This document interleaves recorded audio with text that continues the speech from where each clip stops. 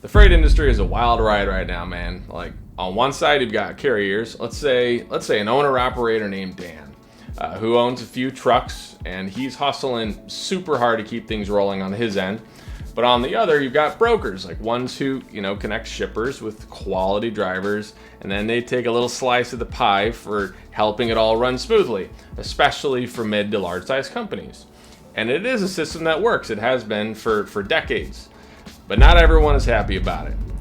The Owner-Operator Independent Drivers Association, otherwise known as the OOIDA, represents small business truckers and independent owner-operators, and they're advocating for their rights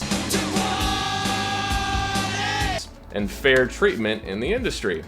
Another group in play is the Small Business and Transportation Coalition, otherwise known as the SBTC. And they're another advocacy group that basically pushes for policies benefiting small carriers, often taking a more aggressive stance, I'd say, on broker transparency and accountability. Back in May 2020, these two wonder dogs had enough with brokers keeping their playbook hidden. So they marched up to the FMCSA and they were like, "Oi, hey, this ain't right. We want transparency and we want it now." But brokers, they were sneaking in contract clauses that made carriers waive their right to see transaction records, leaving them in the dark about how much money was really changing hands. And that didn't quite sit right. So the FMCSA, acting as kind of like a referee in this match, they decided to step in and say, "Hey, all right, everyone chill out. Let's make this game fair, okay?" But technically, carriers already had the right to see broker transaction records under Title 49 Code of Federal Regulations, Section 371.1. Therefore, most brokers had them sign waivers, carriers sign waivers, otherwise known as the carrier broker agreement that you guys know of.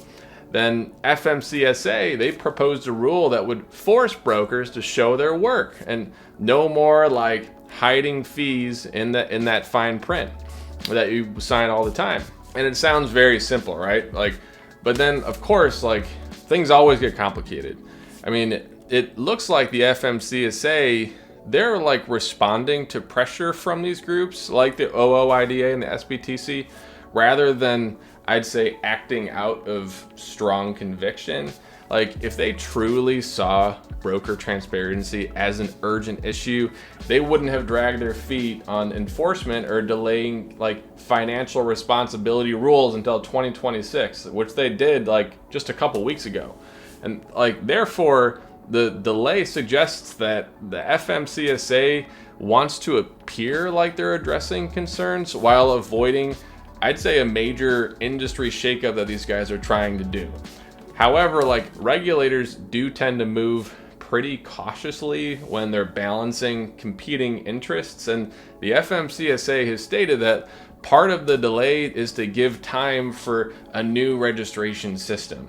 On one hand, they have to show truckers that they're listening, especially with independent owner-operators feeling just super squeezed by brokers and market conditions right now. But on the other hand, they know brokers and large trade groups are pushing back super hard against this, arguing that forced transparency, it actually can harm competition. The FMCSA is pretty much just caught in the middle, so delaying the rule just buys them time to avoid making a decision that could cause even a bigger industry issue or a headache.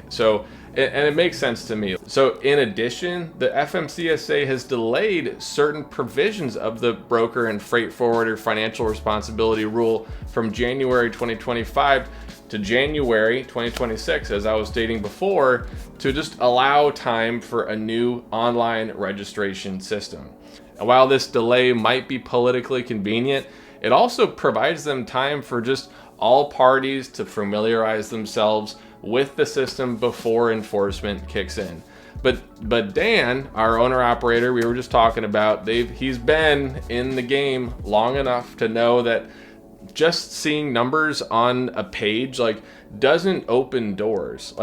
Some truckers think that if they knew exactly what brokers were making, they could just completely cut them out and just go straight to the shippers. But Like, that's not the real issue. Like, big shippers, like the ones moving hundreds, like thousands of loads a year, they aren't avoiding small carriers like Dan because brokers are hiding rates. Like, they're doing it because they don't have the time or resources to juggle dozens of individual trucking companies when a single broker can just handle everything for them. Therefore, like, even if Dan, our buddy, had full transparency into every transaction, it wouldn't suddenly make shippers line up and work with him. Like, then there's the nature of the lanes that brokers manage. Like, they aren't always easy, high-paying runs that these small carriers are dreaming about. Like, a lot of times they're inconsistent. Some weeks there's freight and some weeks there's just like absolutely nothing. But brokers take those shaky lanes and bundle them together so shippers can count on steady coverage.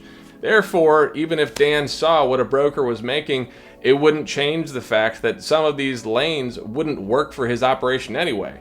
And the proposed rule would require brokers to store transaction records electronically and provide an itemized breakdown of all charges and payments, including how much let's say the shipper paid, or how much the broker kept, or how much the carrier made. But then, like, you have to take time into consideration. There's only so much time in the day. Like, brokers would have to respond to carrier requests for this info within 48 hours. But here's the problem. Like, Dan, our carrier, like, he already has enough on his plate, and between managing drivers and managing his own trucks and keeping his business afloat. So does he really need another task?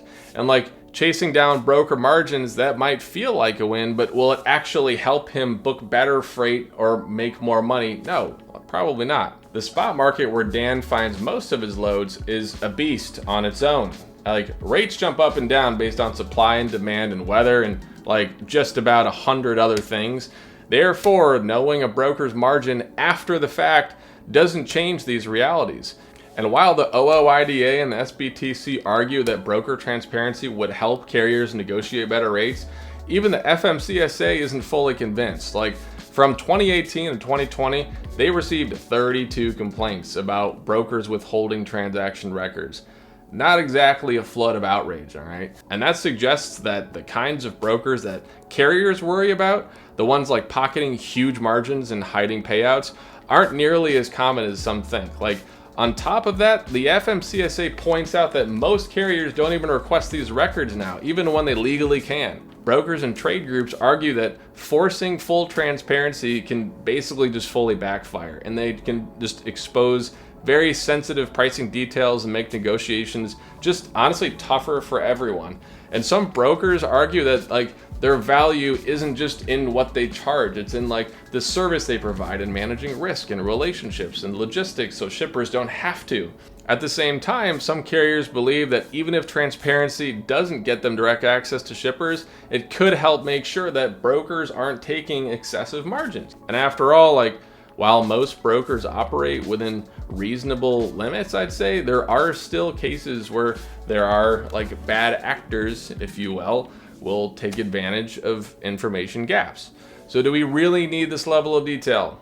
Do people demand to see McDonald's profit margins in the drive-thru before buying a Big Mac, or do they just grab their food and go? Like when you book a flight, do you ask the airline for a breakdown of their fuel costs and crew salaries and ticket markups? Or do you just decide if the price works for you and you just move on? Dan doesn't need a deep dive into broker finances.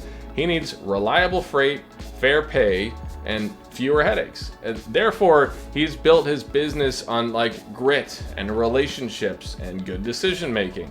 And because at the end of the day, the freight industry isn't about knowing every number behind the scenes. It's just about knowing how to navigate the road ahead of you for your business. If you got any type of value at all whatsoever with this breakdown, please hit the like. I know you hear it all day, every day, but it actually genuinely does help small channels like mine.